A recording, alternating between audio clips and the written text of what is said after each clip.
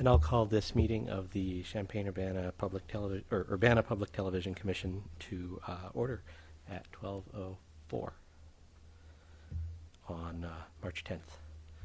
Would the clerk please call the roll? Certainly. Commissioner Mancuso? Here. Commissioner Polk? Here. Commissioner Wadsworth? Here. Chair Folk? Here. Commissioner Cinder? Here. Commissioner Inskeep? Here. Commissioner Fuller? Here. Not only do we have a quorum, we have a complete commission. Holy cow. Fantastic. I guess your admonitions had effect, Jake. Thank you all for responding so positively. Does anyone have any modifications to suggest for the agenda? Hearing none, we'll go on to approval of the agenda. Do I hear a motion to approve? So moved. All in favor? Aye. Aye. Any opposed? All right, the agenda is approved, and we'll go on to approval of the minutes from our December 11th meeting.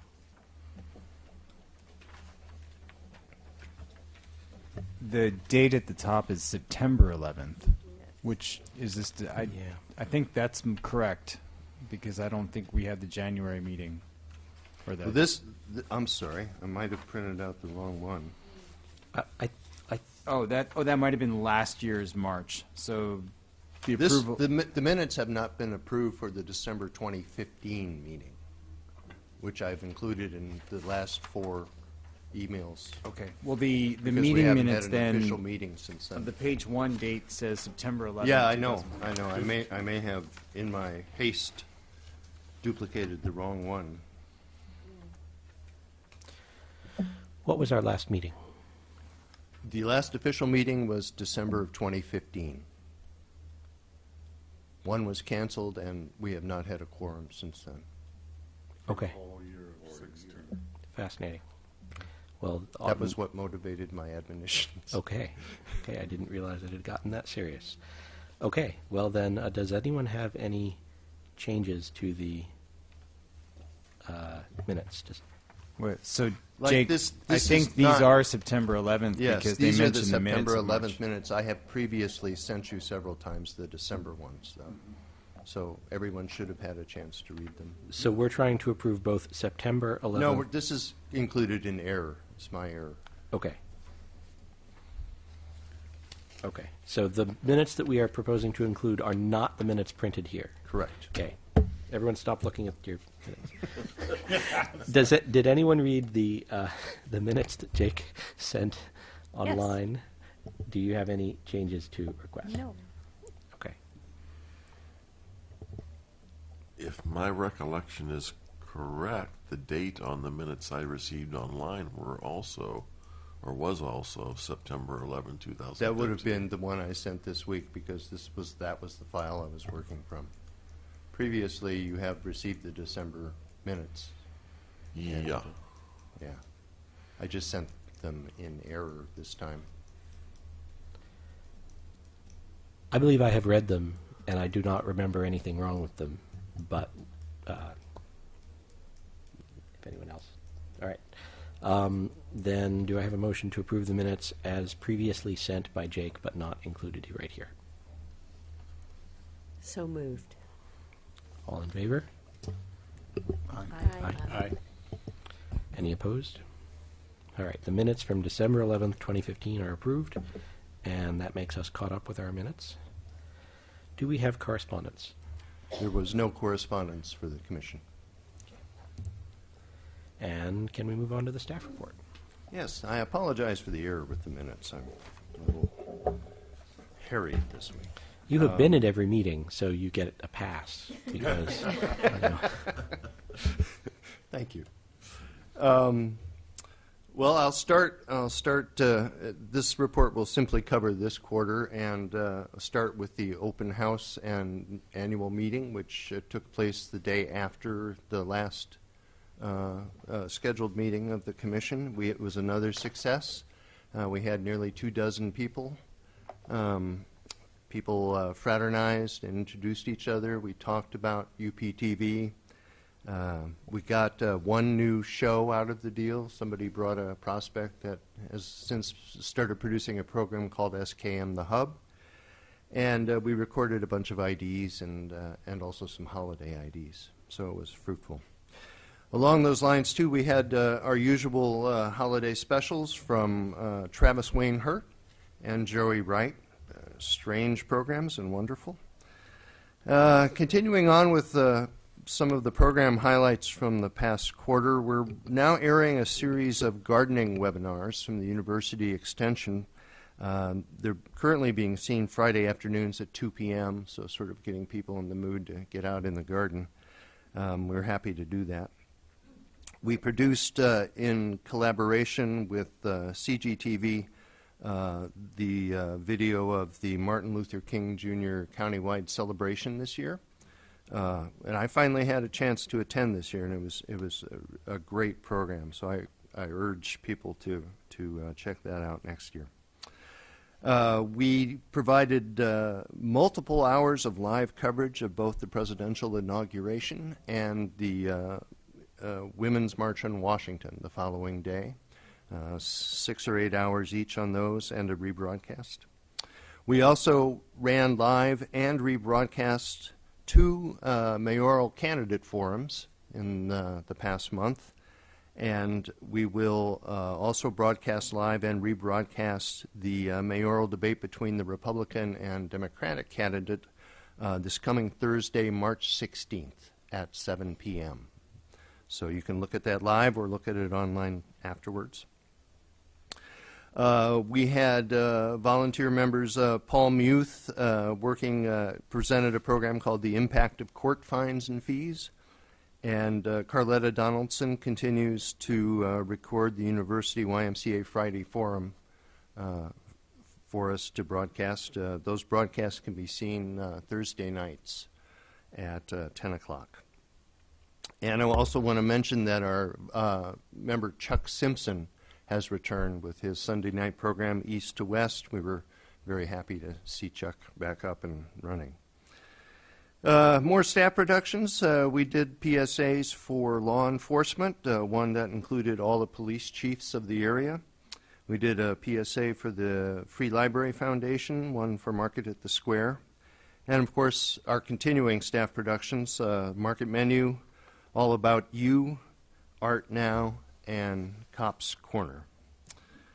We'll be recognized once again at the Alliance for Community Media's Best of the Midwest Media Fest this year. For the 3rd straight year we've won awards. Jason Liggett, our outstanding production coordinator, was given an achievement award in the professional category of short-form documentary featurette for his work on Art Now, particularly episode 71, which interviewed Judith Johnson. And UPTV member Jacob Bernard won Best of Show in the youth category of station promo. He created a promotional video for UPTV this past December that we've been airing. It's great, and you'll be able to see both of those on the clips reel today. Jason and I will both be attending the Alliance for Community Media's national conference this year. It's the Midwestern one. They rotate, so we get to go. It's going to be in Minneapolis, and the conference theme is Rivers to Cross, which addresses our call to rise up against challenges in making media and align as strong members of the industry. The future and what's to come with community media.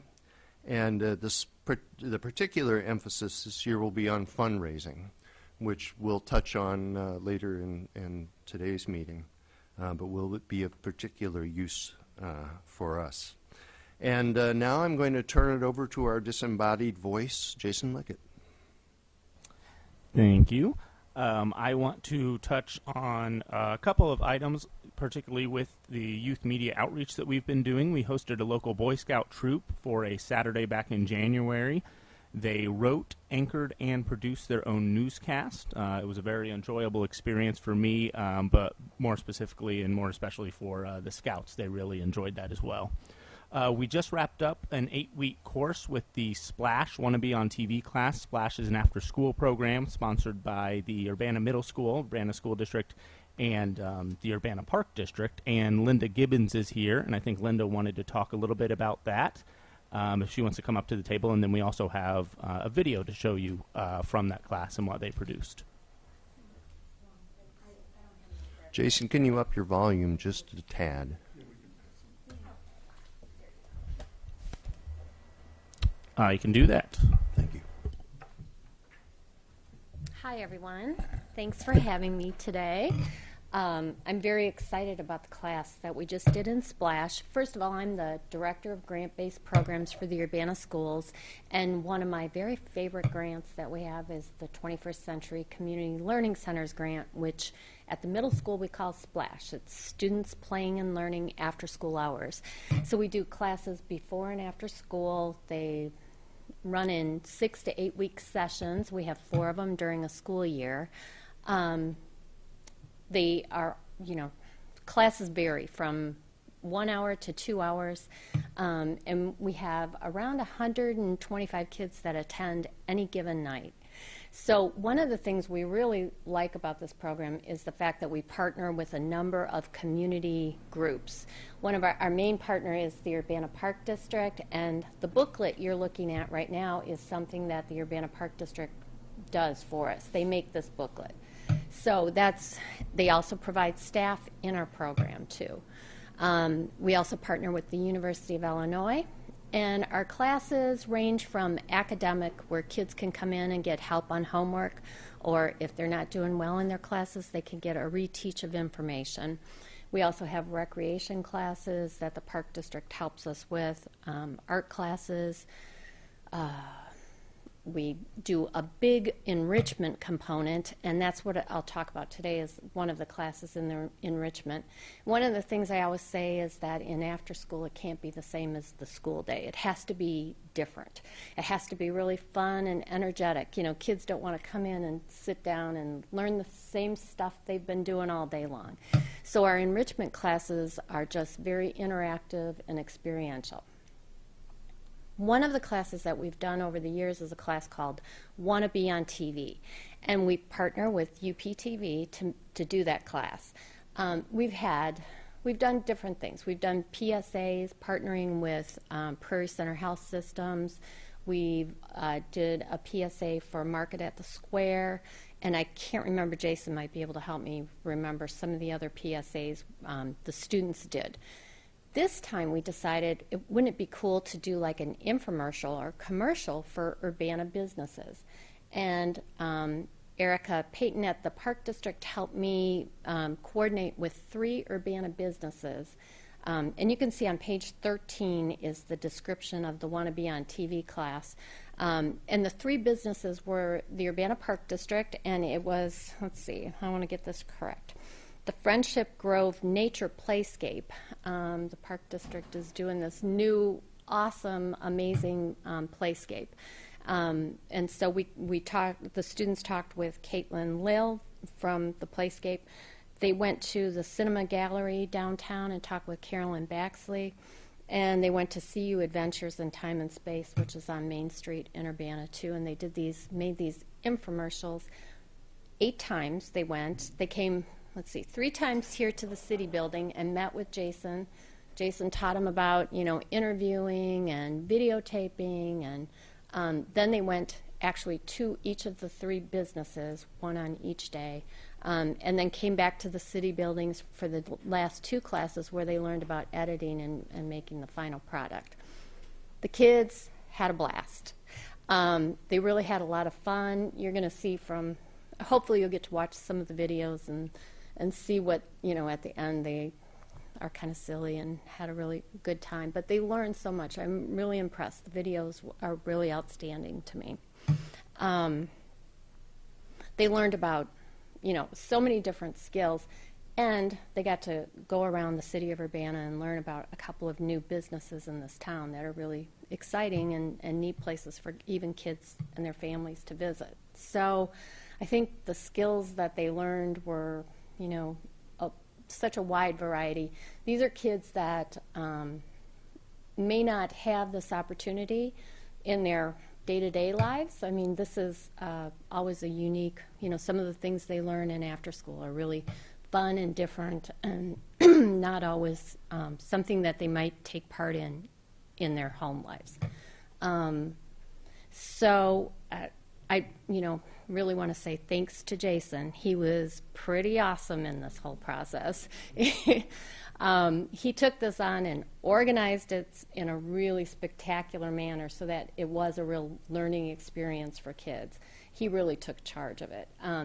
But the Park District and the Splash program, we provided staff to come over here and help him supervise or help support the program, but he really took charge. And he made sure that it was really fun for the kids. And I think you'll see from the final product that it's pretty impressive. So does anybody have any questions or anything? That's about all I have to say. Yes, hi, Carol. And I think Jason has one of them ready to go here. Oh, that's great. Yeah, absolutely. So we'll see a little bit of their work in the clips reel that we'll play later, but I wanted to kind of give you an idea of the videos that they produced by watching a full one. So this was probably their favorite week when they went to CU Adventures in Time and Space. Which is such a cool place. I mean, it was really a neat place for the kids to get to go and visit and find out about. Yeah, absolutely. So I'll go ahead and play that video.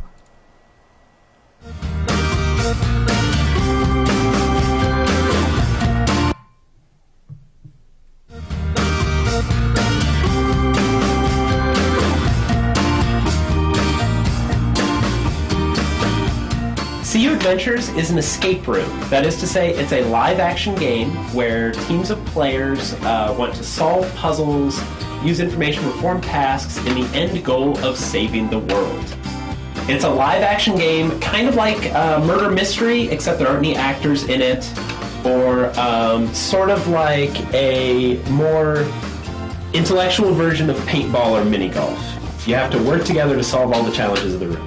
Champaign-Urbana is really a community that appreciates the experience that an escape room can provide. It's less of a very passive thing like watching a movie or just seeing something performed, and you really have to get into it in order to make the most of it, and the community here has been really good.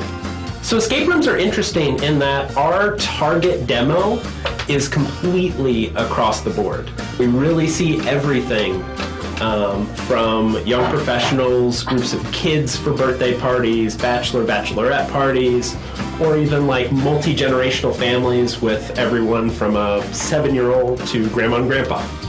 We're open for appointments pretty much 7 days a week, 9 a.m. to late into the night. But you do have to book on our website in order to get an appointment. So everything goes to the website, but technically we're open 7 days a week. You can visit us online at www.cuadventures.com or through our Facebook page, which is facebook.com/cuadventures. This video was produced by Urbana Middle School students as part of their Splash I Want to Be on TV class. Splash is students playing and learning after school hours. Thanks for watching.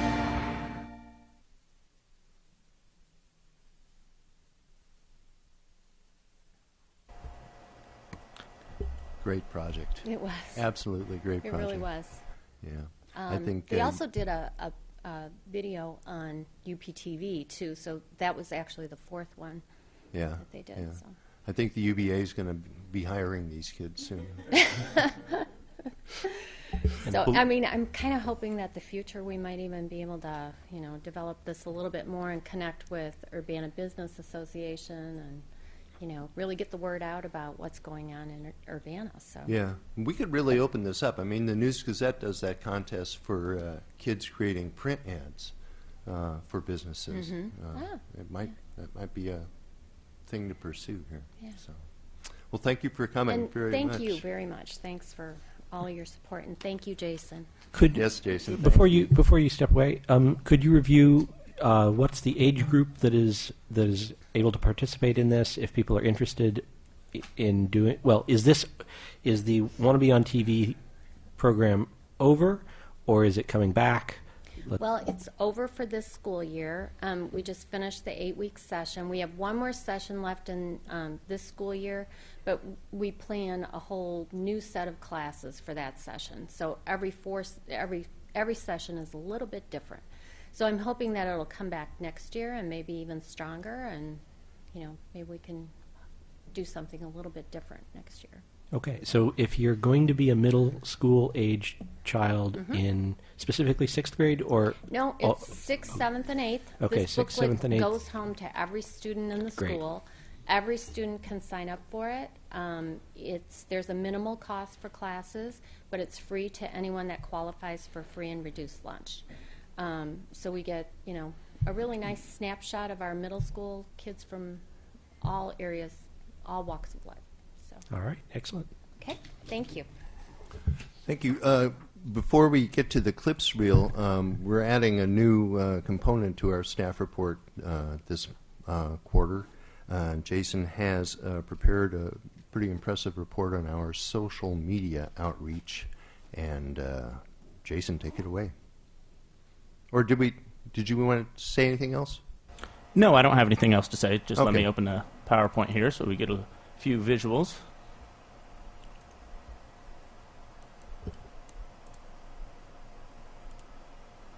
All right, so another facet of my job outside of just taking care of the technical side and the production and training and stuff is also to manage some of our social media channels. And I thought it would be nice to give a brief report of some of the most popular posts that we've had over the last quarter. So on Facebook, I have kind of the top 2 posts here. This first one is for the Travis Wayne Hurt Christmas special. He had local punk rock band Bookmobile do a video as part of this special. So we posted that video on our Facebook page, and as you can see, got a large reaction. It reached 1,845 people, and you can kind of see the breakdown of how many people liked it, how many people viewed the video and everything. So that was pretty impressive, and that's not boosting any post or anything. Those are all organic. We just posted it, and people shared it and saw it from there. And that's promoting the broadcast, and also you can see the YouTube link if they wanted to watch the entire special. Going ahead here to our second most popular Facebook post. I recognize that guy. This is when we announced our awards that Jake talked about. So Jacob Bernard is mentioned, and myself, and then it's a link to the city's website where we posted a feature story on the city's website. You can see not quite as much as the Travis Wayne Hurt Christmas special and punk rock music, but we did all right.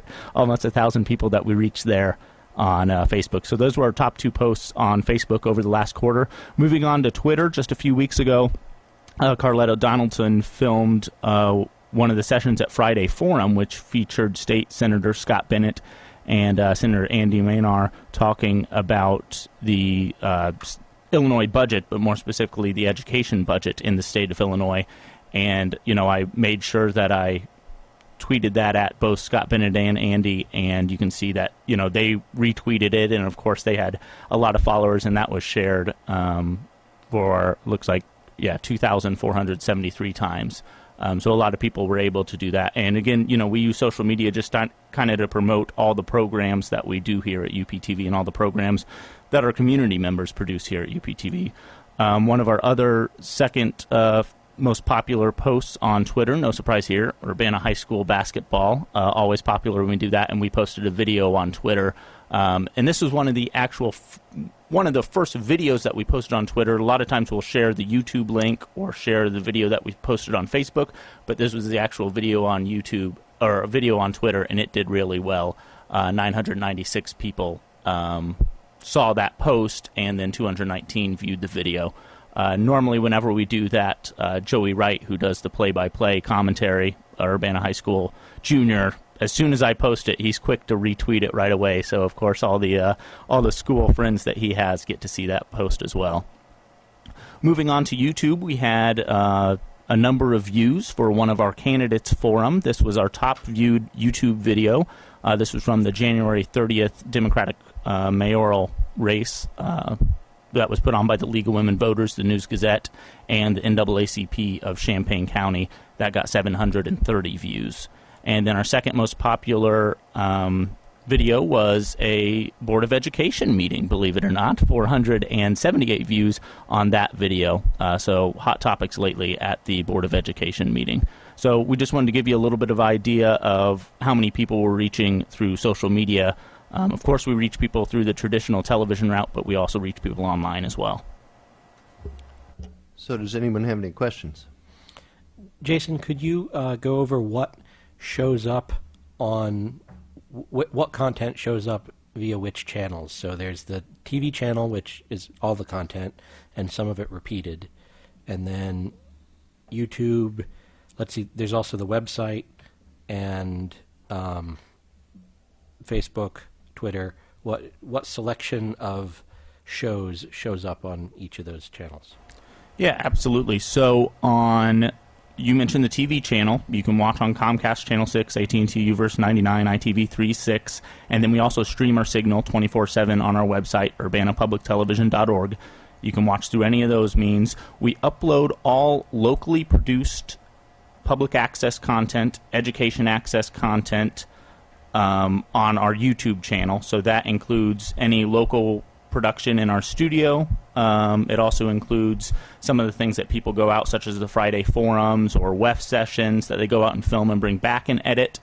The education access, all of our high school sports are on there, the high school graduations, the splash videos that we just watched, that was on our YouTube channel. And then with the city informational and feature videos that we do, we've done some stuff, a feature story on the library's garden that we had over there. We did a feature story on Bicycle to Work Day. They're usually about 1 to 2 minute feature stories that we put together. We put those on the YouTube channel as well. If you're looking for a city meeting, such as a city council meeting or the Plan Commission or everyone's favorite, the UPTV Commission, you can go to the city's website, urbanaillinois.us, and you can find all those videos just through the commission pages. So if you were going to look at the agenda for this meeting later today on that page, you'll also see the video that we post. A new development there, we have been working on getting those to where they're played mobilely. They're mobile friendly. The videos are on the city site. Of course, all our YouTube ones are already mobile friendly. So now, as of last week, as we start to post new videos on the city's website, those are mobile friendly as well. So you can watch those on your mobile device. And then there was one other thing that, you mentioned as far as what I post to Twitter and Facebook, kind of a variety of all those things that I just listed. I try to touch on a little bit of everything. And post it to our Facebook page and Twitter, really just to promote our channel. Hey, watch it this time, or you don't get to watch. Well, thankfully we have these things on demand as well. Excellent. Thanks a lot for your hard work. No problem. Any other questions? No. Well, on to the clips reel.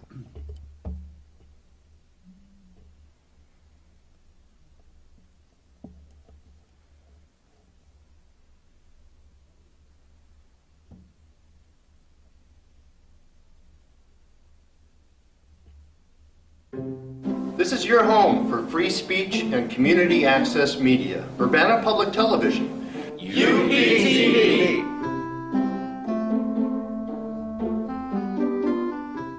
Hi, welcome to Cooking Me. I'm your host, Tony. Today I'm here to share one of my favorite Christmas recipes, Christmas wreath treats. They're both fun and tasty. Christmas wreath treats are a simple snack that anybody can make, so don't you worry. You don't have to wait till December 25th to make this treat.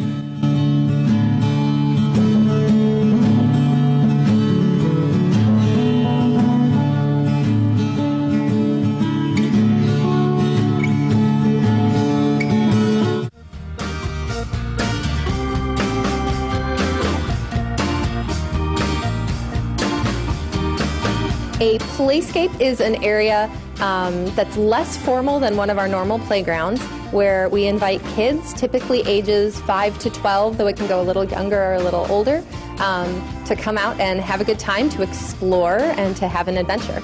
We decided to make a playscape instead of a traditional playground because we already have a lot of those types of playgrounds in other parks. So we wanted to diversify what we have available for people here in Urbana and built a nature playscape because we know that environmental education is really important. Time for kids outside in nature is critical, and kids don't get enough of it.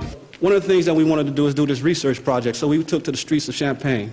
And one of the research methodology that we used was called participatory action research. And basically what that is having the people that are most affected by the issue perform or actually do the research. And so that's the model that we use because we thought that would be most transformative for the methods for what we were trying to get at, rather than some student coming over or professor doing the research for us. We want to do it ourselves.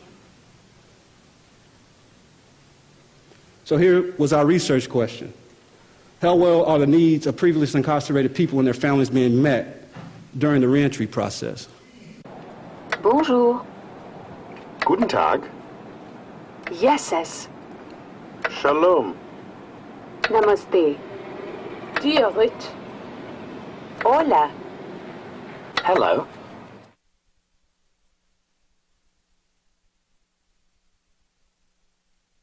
It's senior night, and I'm here with head coach of the Tigers, Coach Verdell Jones. Coach, obviously senior night, a lot to talk about. Tell us a little bit about the season to this point.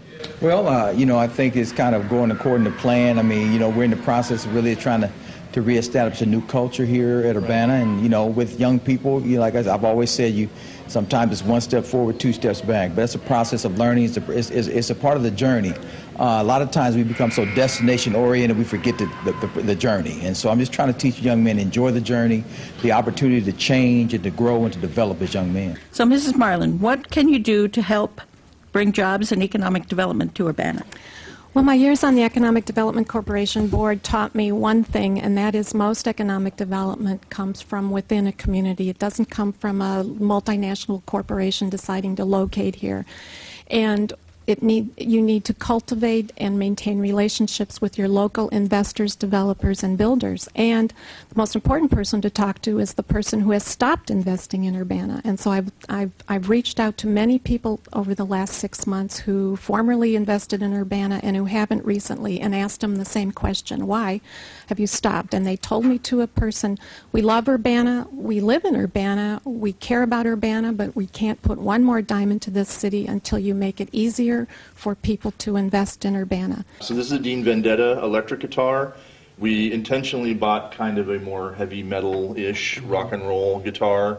I know, that's called the whammy bar. This is the whammy bar. Thanks yeah. to Guitar Hero, isn't that what the name is called? Exactly, it's the same thing. It's the same thing. And we have 2 of these. When I was leaving, one of my producers said, oh, where are you going? I said, oh, I'm emceeing the MLK countywide celebration. He said, oh, I'm going to end up seeing that on cable access all year long. I don't know if you ever catch it on cable access. I know I always have to pick out a good dress because it's going to be played on cable access. But let me tell you, is this cable access camera right here? Okay, if you are watching, stay tuned, keep watching, because let me tell you, the message that you are going to hear today, you out there at cable access and everybody in this room, that Dr. King's message of love and equality and goodwill and service is something we shouldn't just hear today or this weekend because it's his birthday. It is something that we should hear all year long. So cable access, keep watching. And if you're interested in video production or have ideas you'd like to turn into television shows to share with our viewers, welcome to Urbana Public Television. We support the creative use of video to tell stories and share ideas important to our community. From talk shows to music, from meetings to local sports, art, comedy, drama, and more, the sky's the limit. UPTV has the equipment, the facilities, and the training available to help you express yourself creatively while documenting day-to-day life in our community. You can join UPTV's other local content providers in making exciting and informative programs for the whole community to see. Visit our website, urbanapublictelevision.org, or call us at 217-384-2452 to find out more. Make yourself heard at Urbana Public Television. I think that family support is incredibly important. I know a lot of people who don't have that, and they end up in a 9-to-5 or something, and they're not happy, and what they want to do is art, and they don't have time to do it the way they want to. And it's come from family pressure a lot of the time. Like, you can't go into art because you'll never get a job, and you know, you need something stable. And I just feel very lucky that I never, ever had to deal with that, because if I wasn't producing art, I would not be in a good place, you know?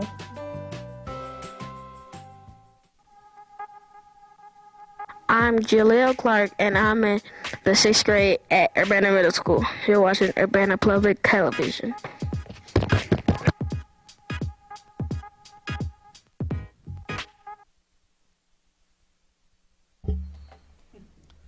Fantastic as always.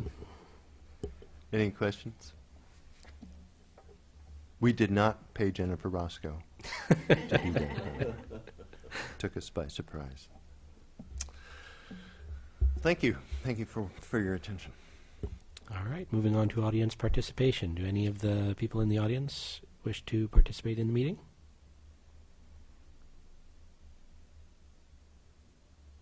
No. Okay, seeing none, moving on to unfinished business, policies and procedures update. and undead. With the commission, we actually have much forward progress to report on this. We have sent it to legal, our final iteration, and legal has sent it back with a number of comments and changes. Sorry, thank you. We have sent the document to legal, our final iteration, and they've made comments and changes and sent it back to us. We have adopted nearly all of those changes, many of them in wording. We're still kind of tussling with the area of copyright clearance, and that is probably the last remaining hurdle to be surmounted before we actually have the final document. And I anticipate that will happen within weeks. So as soon as we get it, I'll send it along to you all.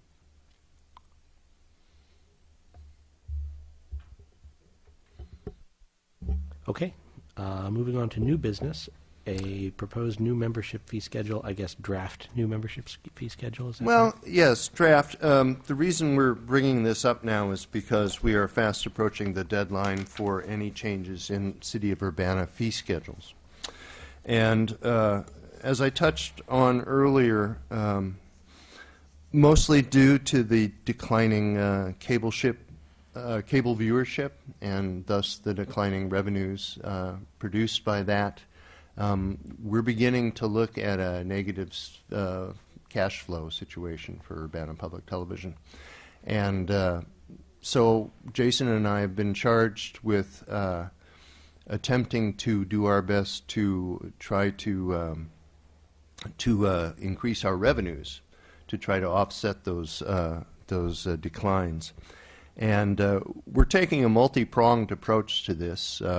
We now, for instance, have a donate button on the UPTV website and a page briefly explaining our mission and inviting people to support it. We will be hopefully beginning some local business underwriting in the next few months as soon as the policies and procedures are done. We'll be producing some on-air spots encouraging membership and some other ideas that are in the works. But one of the first and I guess easiest, you would say, things to consider would be some sort of membership fee that would in some small way offset some of the costs involved with individual memberships. UPTV used to have fees. They were done away with, I think, back in 2006, and Jason can correct me if I'm wrong, but one of the council members at the time strongly urged the council to make membership free for all to try to increase community participation in Urbana Public Television. Well, it had that effect, and it had that effect so strongly that now we're a little swamped with community production. So the institution of a nominal fee is to my way of thinking, a way of doing two things. One, to provide a small, and it will be small, stream of revenue. And the other is to perhaps diminish to some extent individual productions. And I don't say that I want to do that. I've all along been a proponent of it being free for everyone. But if and one of the reasons we haven't instituted a fee is a fear of it having, an impact on membership and production. But if that does happen to be the case this time, it might not be a bad thing at the moment in terms of our current staffing levels.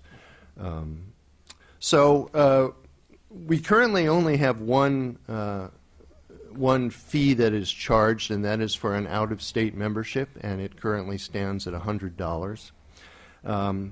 We did, Jason and I have been discussing this back and forth.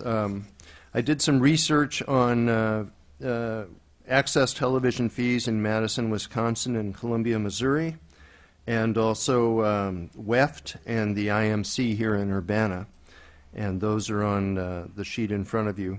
The starting point for our thinking at the moment is that the service would continue and will always continue to be free for Urbana residents who support it already through their cable fees and taxes.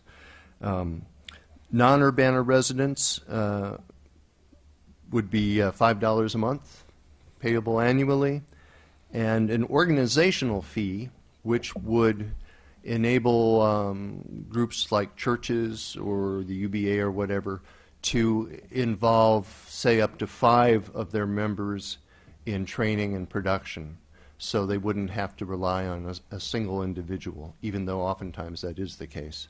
But it gives them the option to do that. So I guess I'm interested in your opinion, advice, and feedback on this concept in general, on these numbers in particular, and then there's a few questions that I would also appreciate your opinion on, but maybe let's start there. I guess I would agree that having a fee helps identify that although people might not see it, there is a cost to the service. So I think that it gives it a different, perhaps a different value in people's minds to understand that. So I guess I'm for that reason. I just wondered if there's any numbers that you might have that currently are organizations or non-Urbana residents that are part and would give you an idea of how many you currently would be, able to say, hey, this is how much money we'd bring in, versus if you did implement the fee structure, do you see a lot of them dropping out in any way? So. I honestly can't answer the latter question. I would assume there would be some loss. Mm-hmm. And Jason knows better than I probably the breakout of Champaign versus Urbana residents. I can't tell you the exact numbers right off the top of my head, but that's something that I can get to you in email. It's we have those numbers, so I can certainly get them to you. Yeah, I would say more of our producers are from outside Urbana than our Urbana residents. But I will point out that we are essentially one community, even though we're bifurcate, and people that live in Champaign may well have friends in Urbana through which a membership could be gained. The channel is carried on both cable systems. Yes. Without numbers, it is hard for me to gauge this proposal. I guess I had a pretty negative reaction to the idea of using a fee to reduce the amount of content that's produced. I think I did. Yeah. Just to interrupt you, I didn't intend to say that we wanted to produce content. I'm saying that should that be the impact, that there would be an upside to that as well as a downside. Well, I guess I would prefer that if there is that what you're calling an upside, I would definitely not like it to me, it's much better to think of the fees allowing you to afford to manage that production at the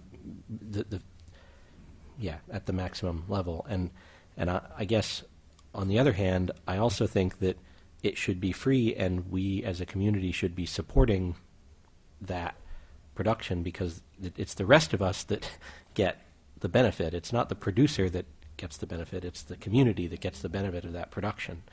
So, I mean, I know there's lots of competing sources for very minimal sources of revenue in the city, but my gut reaction is that we don't want to penalize people for giving away, for building content that is valuable to the community. With that said, can you talk a little bit about the numbers with regard to budget? Like, how you keep talking about how this is going to be a minimal impact. Well, what is the impact that you guys are dealing with? Where do Jennifer, you need? do you want to address that? I wish I had the numbers with me, but we're in the range now where expenses exceed revenues by the range of a couple $1,000s a year.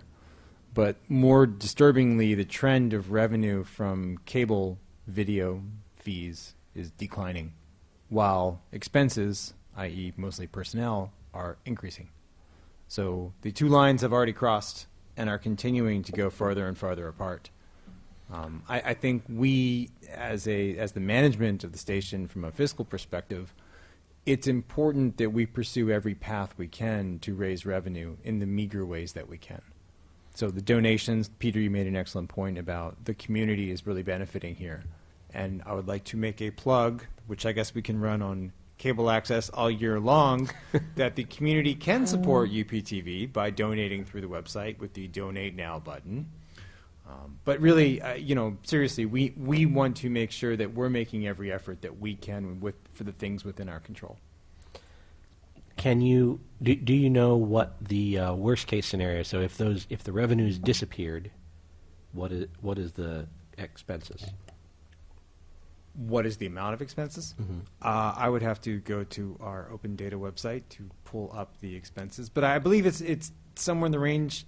Jason, please correct me if I'm way off. Like $160,000 a year.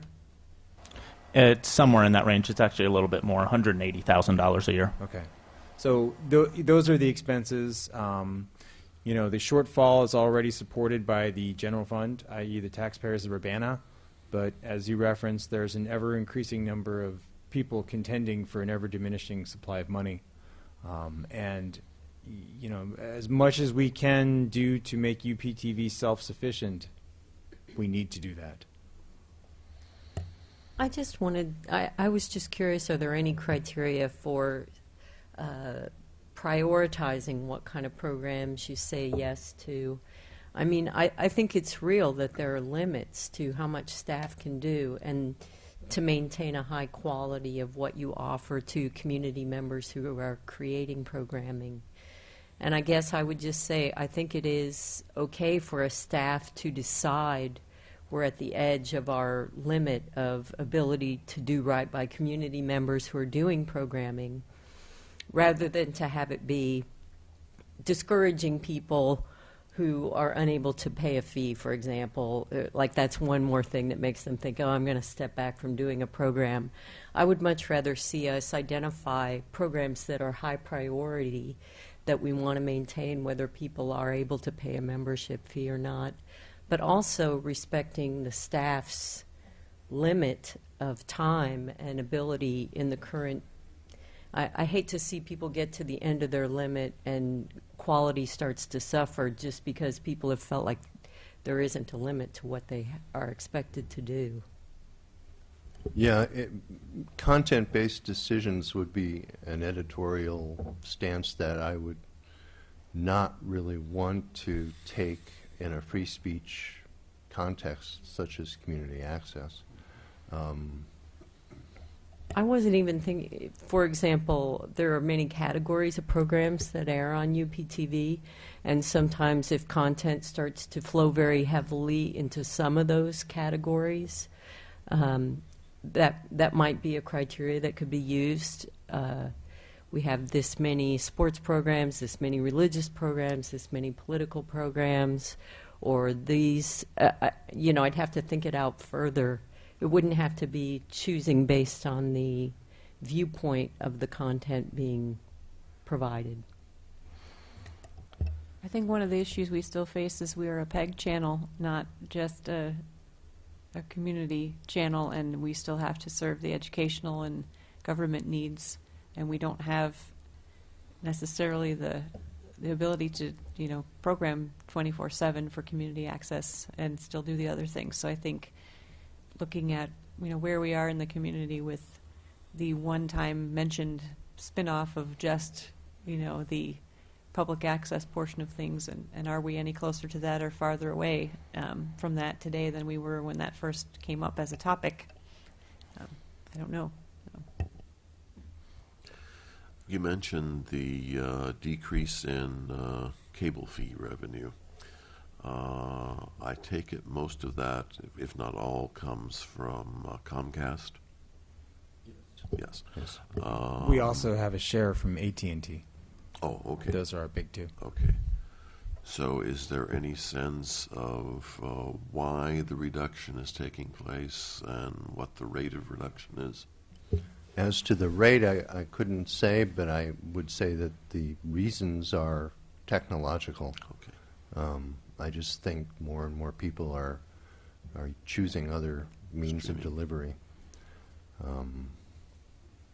And when Jake and Jason go to the ACM conference and other conferences like that and talk to their peers, this is a national issue.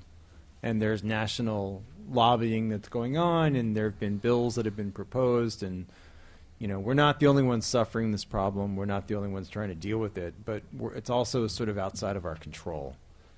In other words, while we can lobby, and I believe we have in one or two cases encouraged emails to our senators because these things come up for votes sometimes, we're facing problems that are substantial and national. And particularly with regard to the national climate right now, I'm not sure what Mr. Pai, I believe his name is, what the direction that he plans to take is that would affect our situation.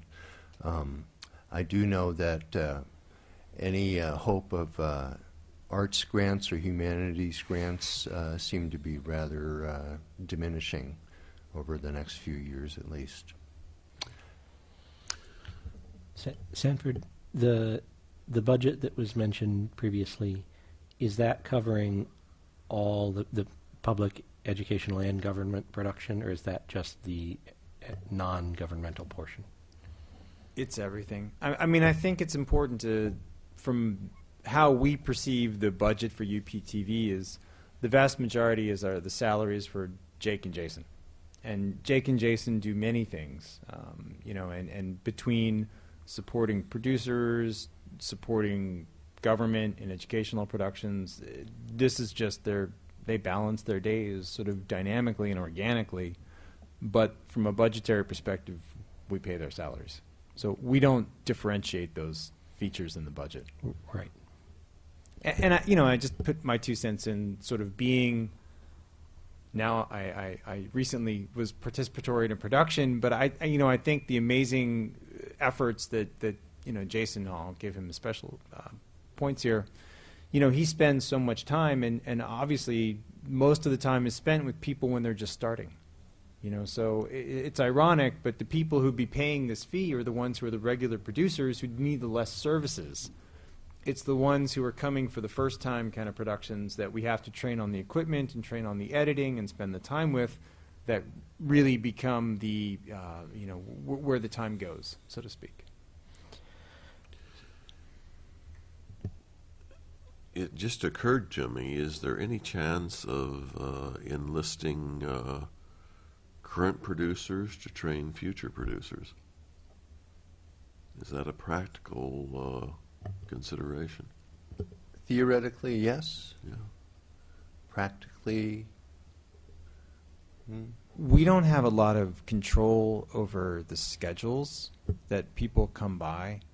There's a lot of fluidity in people's lives, and so we're here, we have hours, we're here from, certain time in the morning till a certain time in the afternoon. People come by kind of ad hoc. And I think were we to depend more on producers who would be coming here for limited time frames, we'd have more issues with people not being here when other people stop by. But it is something ideally that we could, hope to leverage. I think that, everybody who's doing producers are generally volunteers. And so whether they would be willing to volunteer even more time or not is really up to them. But I'm not sure that we can depend on that. The point about viewership versus production is an interesting one, because that's the stance that public broadcasting takes. They don't charge the people that produce the content. They pay the people that produce the content. They charge the people that consume the content. And I'm not sure that there is a way we can strategize to do something similar with regards to community access. If there is, I would love to entertain the notion.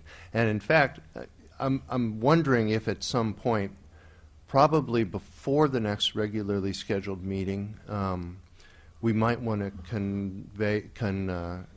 conduct a special meeting to discuss the issue of fundraising in greater depth. The reason I'm bringing the fee schedule up now is for time constraints. If it could be, if we have provisional acceptance of the concept, we can proceed with that and see what happens. Because as I say, there's no way to predict. We haven't done any kind of survey of who couldn't afford $5 a month. I considered there's a couple of options. WEFT has what's called a sweat equity program, where you put in time working to pay your membership fee. That has its problems in terms of logistics. You could have a special fee for low income or student or senior, and as Jason points out, that would probably consume 90% of our producers. So I don't know. The numbers here seem to be in accord with other institutions in town and other institutions in similar communities. And we came up with the numbers and then checked them against the other stations, and they all seem to be right in the same ballpark. So I do, would like to see maybe the fees being doubled for out of state, the way Wisconsin does. That was originally my concept. But another thing to consider is the logistics of collecting fees and maintaining track of membership and things like that. So we wanted to try to come up with something that was as clear-cut and simple as possible to maintain records for. But that's when things like grandfathering and how do you prorate if someone joins mid-year, out of state versus in-state, showing ID to find out where you really live. That's the kind of stuff that is going to take more time than it's worth in terms of the dollars we bring in. So I'll make some comments, and then if someone wants to either make comments or bring a motion, they can. I am going to say that I do not, in general, support these fees at this time, because I would need to see the numbers that Chris asked for to see if the cost of implementing the fee is going to be worth the revenue that it generates.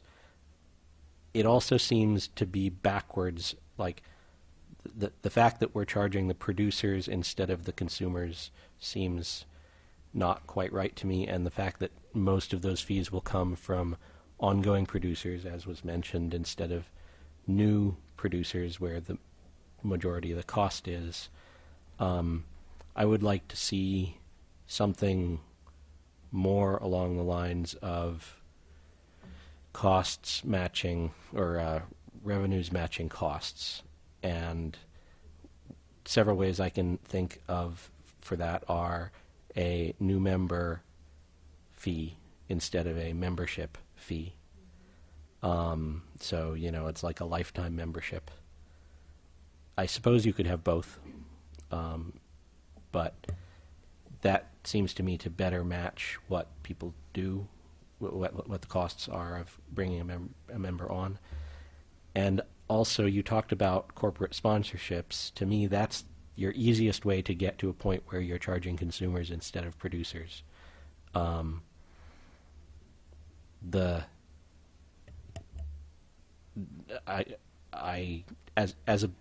As a business owner, I would consider sponsoring, 5 new members a year or something like that. The cost associated with bringing 5 members on a year, or the cost associated with 10 hours of programming or something like that. That would appeal to me as a business, and I would think that you could go to an organization that is considering putting a show on and say, great, we're thrilled to have you put that show on, and there's no cost to put that show on. By the way, people do sponsor shows, and if you'd like to sponsor your own show, we would definitely love that. But in general, I think we want more content, and if we have too much content, that's a great problem to have. Let's find the money to support that additional content. In order to do that, we have to know the costs of that growth. How about a counter idea? What if it were a voluntary membership fee, in the sense that I do find a lot of times people who participate in something like UPTV believe in it very much, want to support it. And if they're asked, could you donate $65 a year? We ask people who participate in this. It's staff time training you. You've gotten some benefits yourself from having a platform and learning these skills. And you don't restrict somebody because they don't do that, but if you ask, and I do find for things like UPTV that are so often come out of a passion and a commitment from people, if you ask them, lots of people will give that money. And you don't turn someone away, but start asking is one way. I think those are both excellent suggestions, and I'll continue to think about this. I will just with respect to costs, we have previously come up with the figure of $80 an hour as our production cost. So it's not necessarily charging people for the privilege of free speech. You're charging people for the services you actually provide them to enable that speech. Frankly, I'm heartened by your responses, because this is not something I'm emotionally in favor of doing. I think free speech should be free. But there are economic realities that I think it's important for us to demonstrate to the council and to the community at large and to the commission that we are doing our best to keep this service self-sustaining. And it's like this would be one step in that direction. Might be the wrong direction, but it would be at least something we could achieve on a fairly quick, easy basis. So, I would definitely support a voluntary fee, and I'd suggest that students, seniors, and Champaign residents all be lumped in with Urbana residents for that. And I think there should be a voluntary fee for Urbana residents as well. So that's my... I would add, I am in favor of a separate special meeting to discuss fundraising, Okay. for sure. I think that there's a reason there are people who are paid to be professional fundraisers, and that would be an extra job description that I don't know if you're interested in or able to take on at this time. And in order to build relationships with those donating businesses, that is an amount of time that Yes. one must put in order to make it successful. So that's something we really do have to talk about. I've spent my entire life raising money for my nonprofit broadcasting organization, whether it be community radio or public radio or now public TV. And this is a point that I try to bring up when we have the initial discussions about fundraising is that there is a cost to fundraising, and that also needs to be addressed. And at least with public broadcasting, it's shown sometimes that it's simply not worth the effort to go after small fish, small underwriters, that you really need to think big and go large. And it is a responsibility. It's not necessarily something you just want to hand off to a volunteer and say, go out and see if you can collect some money for us. So I agree. I concur. I would love to have a special meeting around that issue. In support of a special meeting, I would also suggest that we have some ideas about best practices that are occurring in other communities and the impact on those different initiatives so that we can make a decision based on and comparing it to what others are doing. Given the time constraints you're under for the membership fee discussion, is it practical to have a special meeting in that time frame? And given that we have a quorum here, is it what are the risks of delaying such a conversation? My understanding from the finance office is that the end of March would be the absolute deadline to propose a change. If it were a voluntary fee, I'm not sure that would need to be reflected in the city's official fee schedule. But I have my doubts as to whether a voluntary fee is a fee. They don't let me decide how much I want to put in a parking meter. So are you suggesting giving tickets for people who... Yes, a special membership enforcement division at UPTV. They choose a random hour of television. Knock on doors. Right. So I don't know. I was hoping for a resolution in support of the concept, if not the actual numbers, that we could get this done by the end of March. If the commission feels strongly about it, I don't. It's up to you. And is your feeling that if we gave a motion for a voluntary fee, that would be meaningless to you? No, that would give us sufficient direction in the short term. Again, we have two separate things here. One is this need to be on the published fee schedule, which has a deadline, and the other one is the more nebulous idea of fundraising. So really the only one that has to be decided in the here and now is if we're going to publish a membership fee.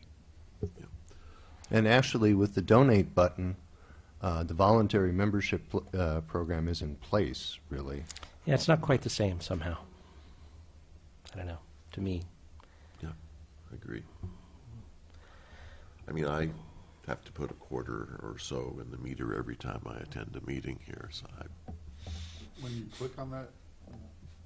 you click on the donate button, does it offer suggestions, like suggested amounts? It takes people directly to our community foundation.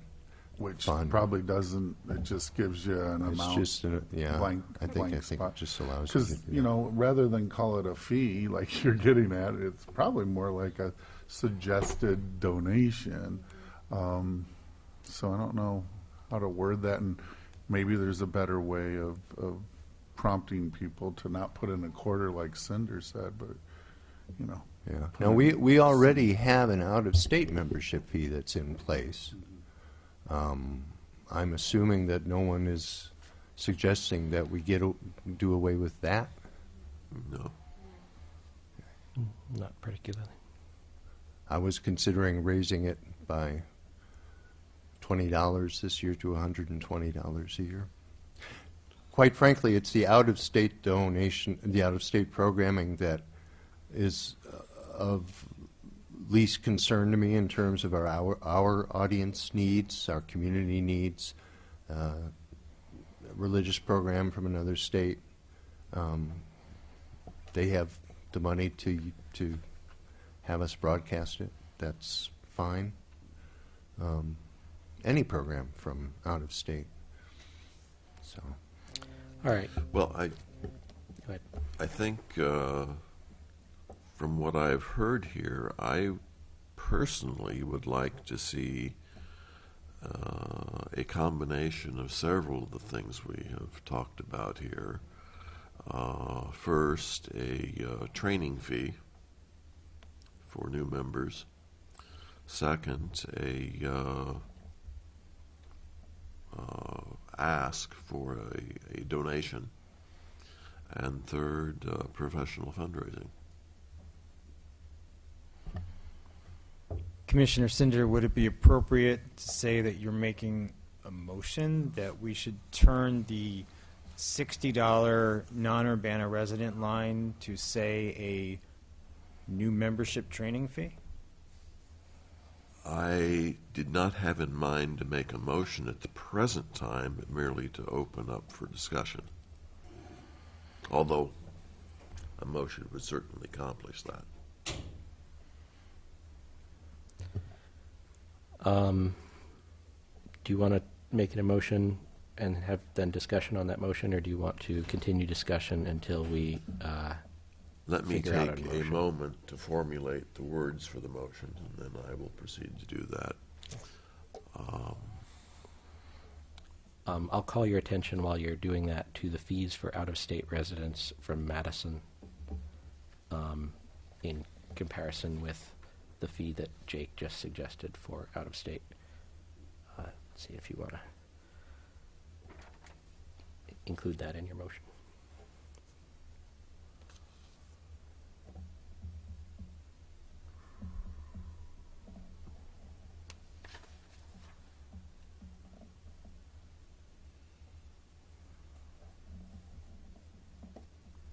Okay. I move that we institute a new member training fee of $60 for all members, new members, including Urbana residents, and that we ask for a member-determined donation on an annual basis, that out-of-state memberships be raised to $250 per year,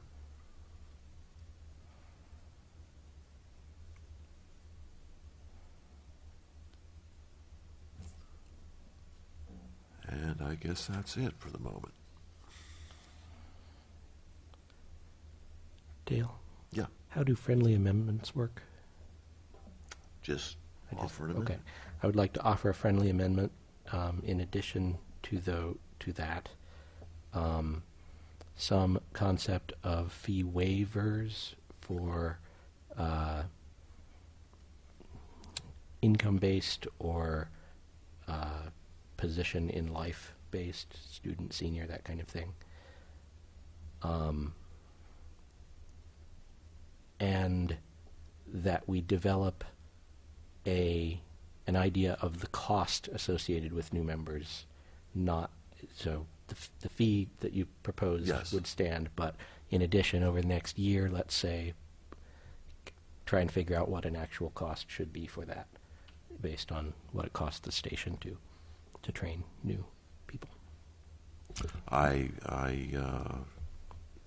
That amendment is well received, and I move to include it in my motion. May I comment? Yes. A couple of things, if we're in discussion of the yes. motion. Actually, we need a second first. Do we yes. have a second for that motion? Thank you. I will second that. Okay. The idea of a new member fee, or calling it a training fee, there's a difference between the two. We have members that produce their own programs and simply drop them off. There is, however, a staff cost involved, even in those programs, in terms of transferring them to the proper medium and scheduling them. but it's nowhere near as intensive a cost as the actual training or our production time. Doing some sort of, so that's one thing. Yeah. The other, I noticed you were making notes. Did I say member or training? you said training. Good. Okay. And I will ask you in turn, did you say $250 for out of state? For out of state. Okay, that's more than 1,000% increase in what we currently do, just so you know. Currently it's $100. That's not 1,000. That's 150. 150 or 250, depending on how you're doing your math. But what? 1,000? 1,000% would be 10 times. Oh, right. Sorry. This is why I'm in broadcast. And now I've completely forgotten what I was going to. Oh, the idea of doing some sort of income determination on staff part, we just don't have time to do that. I mean, it's too complicated. It gets into too many areas of personal information and things like that. I would really argue strongly that we want to keep this as simple and clean cut and as possible in terms of our being able to run this system. So a training fee for a training fee or a new membership fee, a voluntary donation, an out-of-state fee. Those are very simple. But if you start slicing the bacon thinner than that, it becomes a problem. Just my comments. I have to say, as a board member who's not very close to the members who actually are producing this programming, and you guys have such a better sense of it, in some ways I feel like just offering support for the idea of some kind of membership fee structure and trusting the people who are actually on the ground working with people doing this programming. That's my gut feeling listening to some of this. It could get pretty complicated, and I have a feeling a lot of the load would fall on you and Jason, who are already kind of overburdened. So in some ways I feel like maybe take into account the things that have been raised. But these are not exorbitant fees that you're talking about charging anyway. So that's just my gut feeling after this conversation. I guess that was the kind of support I was looking for, hoping for, would be an affirmation of our ability to do something that would be generated by staff based on our interactions with the community and with the producers and with our belief in the mission. So I would be very comfortable with something a little more general in approach, like you just said. I'm sure you would, since that's putting it in the ball in your court. But I would have been much more comfortable with this discussion if you'd provided us with the information that we could use to evaluate a proposal. So I don't necessarily feel that I'm ready to open up that leeway. Because it doesn't feel to me like you guys have thought through it very, very well. My apologies. We've if put it's a harsh. great deal of meditation into it. I'm not quite sure what concrete numbers you're looking for that we can give you. Chris asked for the number of Urbana members, the number of non-Urbana members, and the number of organizational members, and you could not give him that information. Okay. That's required to do the multiplication to figure out basically how much this might produce. So that's why I'm sure you've thought about it and had a lot of stomach churning about it, but it doesn't give me the confidence to have it just move forward like it's a well thought through proposal. I'd be happy with working on it for next year, but I also would support Dale's motion. So we have a second. Is there any more discussion?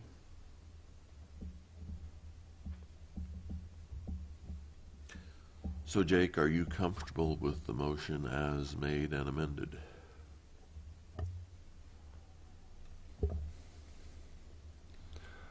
No. Okay. Honestly. What are your points of concern? Well, as currently amended, it includes all of this thing about income determination, which I'm not prepared to undertake. I think it actually said income or place in life. Right. Yeah, place in life is even more nebulous. Really? I think it's pretty easy. Is it? But okay.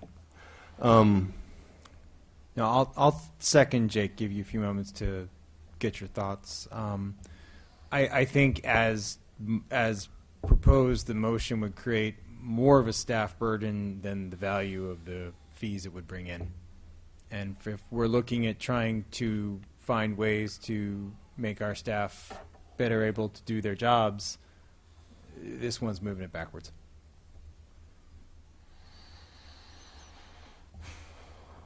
Yeah, that would be, I concur. And that is primarily because we're asking you to determine whether someone's a student or a senior? You're asking us to define rules, which we would need to come up with some written guidance on how to determine if somebody needs income support or is in a, I forget the phrase, is in a place of life that they would need support. We would have to develop those rules, go over them with legal, apply them, ask for documentation, manage the information that we receive. So I feel like that just creates far more burden on staff than the small amount of revenue it would bring in. I go ahead. We are talking relatively small amounts of revenue here. Correct. All over. Yeah, I mean, I think we can take our lumps for not bringing this up at an earlier meeting, although there was not a quorum at such meetings to do so. But I think that given the relatively tight time constraint to get something on the fee schedule versus the motion that's on the floor, I would prefer to keep things as they are and not have a fee. Target this for next year, and when I sit down with the finance department and the mayor to talk about UPTV funding, I will say, look, we've had these conversations. It's an ongoing conversation. We're not going to be able to move the needle this year with membership fees. So it will become even more important for us to focus on the underwriting and donation aspect. If we were to remove consideration for waivers, would that allay your concerns? I'd have to go back to the text of the motion, but I mean that is the primary area of concern I have is the waiver scenarios. So, as the proposer of that language,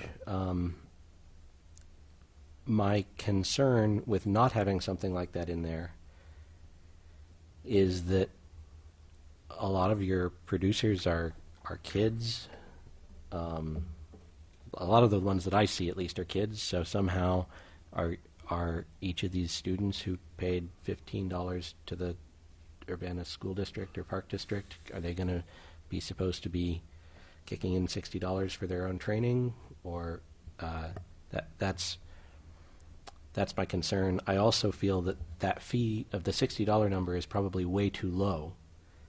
And once it gets up to the right number, I do think it's important to have a way for people to get out of it. I would support the motion as written. I would probably support it if you took that out, though it would concern me. I would also support giving a general statement that we are in favor of membership and or training fees, but we don't feel that it's ready for prime time this year, and we would strongly support focusing this year on developing that structure for next year and developing the what were the other the donation, underwriting, and what was the third? I thought there was three. No, I think that's primarily it. Underwriting and donations. Yeah, for developing those as a revenue stream in this coming fiscal year. Just a couple of points of clarification, Commissioner. I didn't ask for any numbers. I think you got me mixed up with someone else. I think he meant me. Well, actually, I know he did. I just want to clarify that. Secondly, when you're talking about the fees for students, the fees that were mentioned, we're talking about related to Splash within Urbana schools. Understanding that no Urbana residents are being charged anything, that would be nixed. That wouldn't apply because the students, at least all the ones that I've seen here, were Urbana students. Urbana students definitely are residents of Urbana, so that wouldn't apply.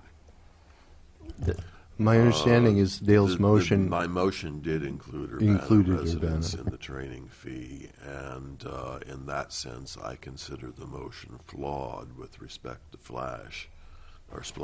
And I think we would want to have an organizational membership as well to cover that. Maybe a point of clarification here. So these fees are associated with our public access membership. What gets very confusing for people is we run 3 channels with the same staff people on one channel.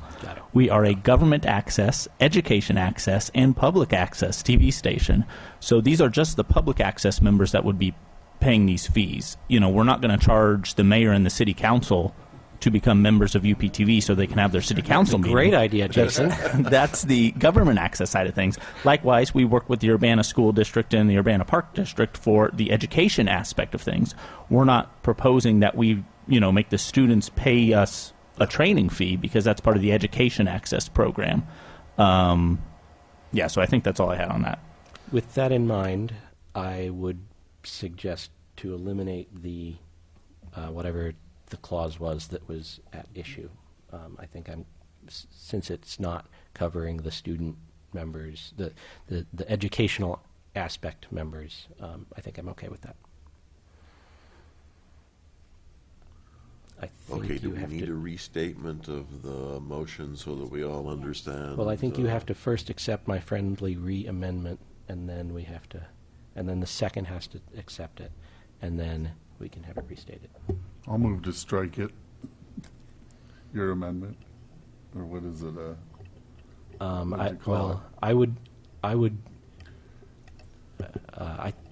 Yeah, I think we should. Can we withdraw all the motions so far and start over? Sure. I think I think you should really vote on the motion that's on the floor.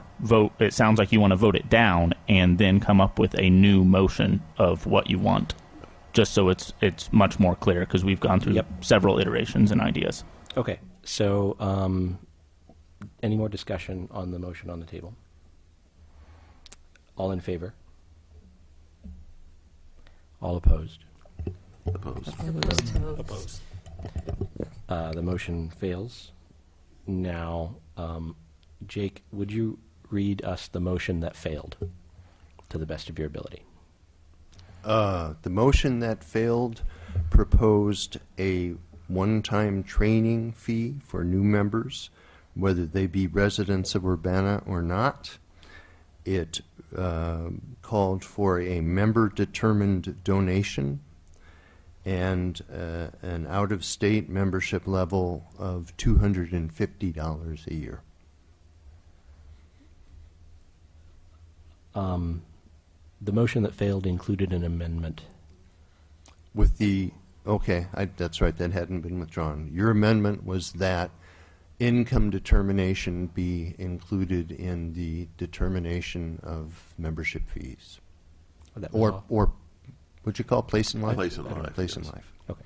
If that was the only, I thought there was more to that, but that's fine. Well, please correct me. I don't remember that. That's why.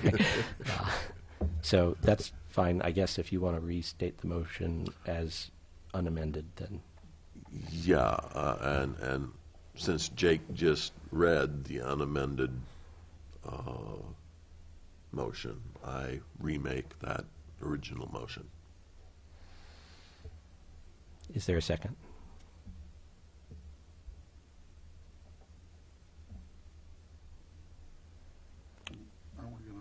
Yeah, I'll second it. Okay. All in favor? Or is there discussion? All in favor? Aye. Aye. That's 4. All opposed? Opposed. Was yours opposed as well? Okay. 3 opposed. So the motion carries, I believe.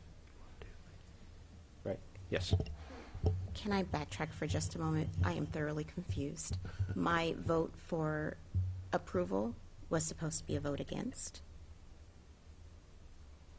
Well, that's confusing. I think you have to, silly as it is, you need to now propose the opposite, that we cancel the last. How does it work, Dale? No, I think Did we count? raising a point of order could be simply stating that the motion was counted in error. Can we recall for a, Yeah.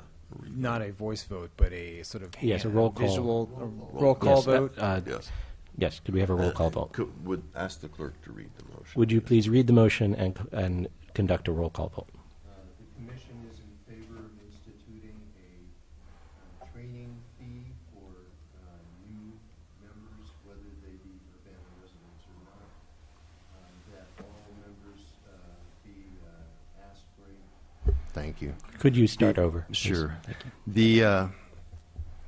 The motion calls for a training fee in support of a training fee for Urbana and non-Urbana residents, a member-determined donation from all members, producers, and a $250 a year out-of-state membership fee. And to be honest, at this point, I don't remember. Did you specify a training fee amount? $60. $60.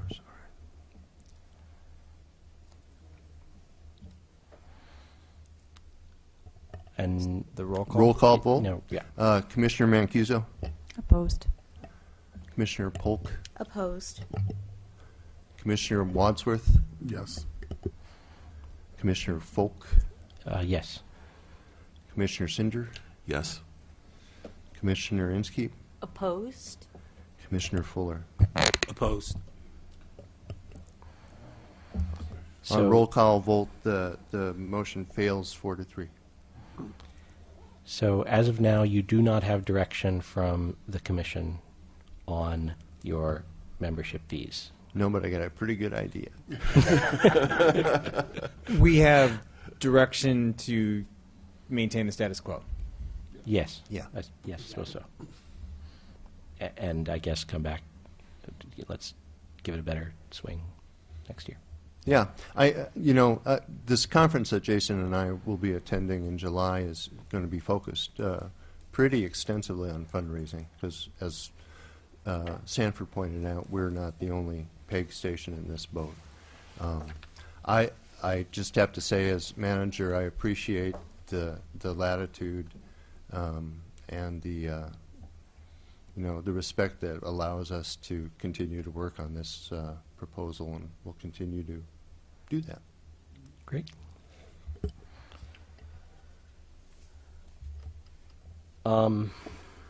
Equipment purchases. Equipment purchases. So you have in front of you the equipment purchase list. We just purchased one thing from the equipment line item this past quarter. It's the custom Everblock wall. This will be used in the studio as a backdrop. It's not yet installed, but will be in the coming weeks. Are there commissioners' comments? Hearing none, I'll move on to the next meeting date. The next regularly scheduled meeting is June 9th, 2017 at noon in the Urbana City Council's chambers. And with that, having no further business, I will call this meeting of the Urbana Public Television Commission to adjourned. Boy, my Roberts has gotten really rusty lately. Thank you. The end.